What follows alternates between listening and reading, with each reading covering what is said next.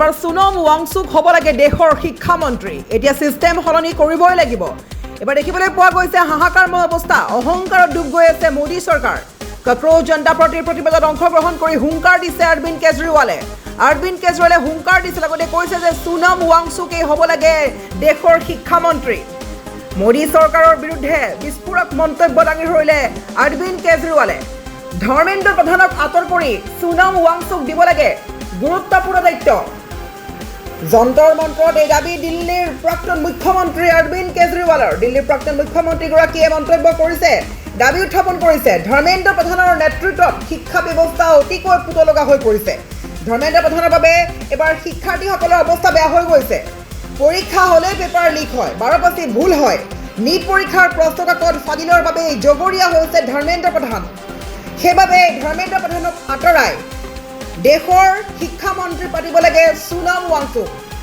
আৰু এই মুহূৰ্তত দৰ্শকসকলে জানিব বিচাৰিছোঁ, অৰবিন্দ কেজৰিৱালে হুংকাৰ দি কৈছে যে চিষ্টেম সলনি কৰিবই লাগিব।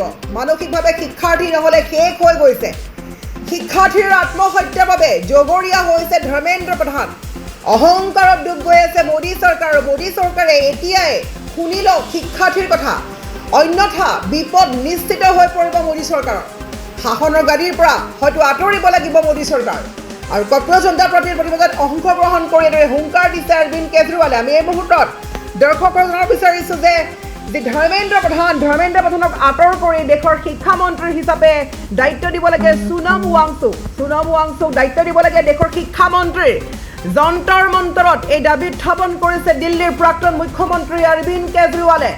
আমি পুনৰ কৈছোঁ, দিল্লীৰ প্ৰাক্তন মুখ্যমন্ত্ৰী অৰবিন্দ কেজৰিৱালে কৰিছে বৃহৎ মন্তব্য। দিল্লীৰ প্ৰাক্তন মুখ্যমন্ত্ৰীগৰাকীৰ মন্তব্য যে অতি শীঘ্ৰেই ধৰ্মেন্দ্ৰ প্ৰধানক আঁতৰ কৰি সোনম ৱাংচুক দিব লাগে শিক্ষামন্ত্ৰীৰ দায়িত্ব। ধৰ্মেন্দ্ৰ প্ৰধানৰ নেতৃত্বত শিক্ষা ব্যৱস্থা অতিকৈ পুতলগা হৈ পৰিছে। শিক্ষাৰ্থী আত্মহত্যা কৰিছে। পৰীক্ষা হ'লেই পেপাৰ লিক হয়। নীট পৰীক্ষাৰ প্ৰশ্নকাকত ফাদিলৰ বাবে জগৰীয়া হৈছে ধৰ্মেন্দ্ৰ প্ৰধান। এইদৰে হুংকাৰ দিছে দেশৰ দিল্লীৰ প্ৰাক্তন মুখ্যমন্ত্ৰী অৰবিন্দ কেজৰিৱালে। লগতে কৈছে যে এতিয়া চিষ্টেম সলনি কৰিবই লাগিব, অন্যথা মানসিকভাৱে শিক্ষাৰ্থীসকল শেষ হৈ পৰিব। আৰু শিক্ষাৰ্থীৰ আত্মহত্যাৰ বাবে সম্পূৰ্ণ জগৰীয়া বুলি দায়ী কৰিছে ধৰ্মেন্দ্ৰ প্ৰধানক। আৰু ধৰ্মেন্দ্ৰ প্ৰধানক আঁতৰ কৰি এইবাৰ শিক্ষামন্ত্ৰী দিব লাগে সোনম ৱাংচুক। অহংকাৰত ডুব গৈ আছে মোদী চৰকাৰ। এতিয়াই শিক্ষাৰ্থীৰ কথা মোদী চৰকাৰে শুনি লওক, অন্যথা গাদীৰ পৰা শাসনৰ পৰা হয়তো আঁতৰিব লাগে হ'ব পাৰে মোদী চৰকাৰ। আৰু এইদৰে কক্ৰোচ জনতা পাৰ্টিৰ প্ৰতিবাদত অংশগ্ৰহণ কৰি হুংকাৰ দিছে দিল্লীৰ প্ৰাক্তন মুখ্যমন্ত্ৰী অৰবিন্দ কেজৰিৱাল। আমি পুনৰ কৈছোঁ, এবাৰ জেন জিৰ যি নতুন দল আছিলে কক্ৰোচ জনতা পাৰ্টি, আৰু কক্ৰোচ জনতা পাৰ্টিৰ প্ৰতিবাদত অংশগ্ৰহণ কৰিছে দিল্লীৰ প্ৰাক্তন মুখ্যমন্ত্ৰী অৰবিন্দ কেজৰিৱাল। আৰু অৰবিন্দ কেজৰিৱালে অংশগ্ৰহণ কৰিয়ে হুংকাৰ দিছে, হুংকাৰ দি কৈছে যে ধৰ্মেন্দ্ৰ প্ৰধানক আঁতৰ কৰি নতুন দেশৰ শিক্ষামন্ত্ৰী দায়িত্ব দিব লাগে সোনম ৱাংচুক। সোনম ৱাংচুক দিব লাগে, অন্যথা ধৰ্মেন্দ্ৰ প্ৰধানৰ বাবে শিক্ষাৰ্থীৰ জীৱনত সৈতে হেতালি খেলা হৈছে। পৰীক্ষাৰ পেপাৰ লিক হয়, 12 ভুল।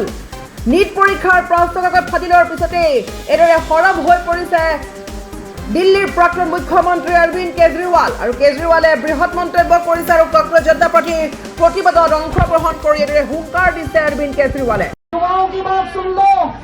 कांग्रेस आंदोलन की बात सुन लो, सोनम वांगचुक की बात सुन लो, नहीं तो आज से 3 साल बाद आपका भी वही हश्र होगा जो 2014 में।